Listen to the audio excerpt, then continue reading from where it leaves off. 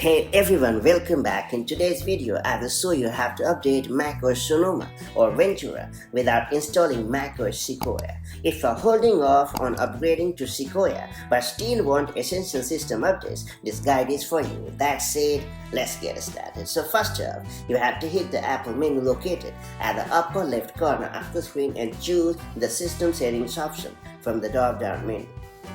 And then you have to choose the General option. After that, you have to select the Software Update option.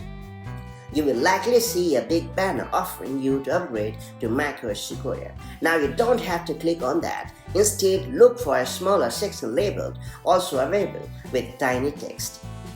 With the Also Available section, find the Find More Info text link.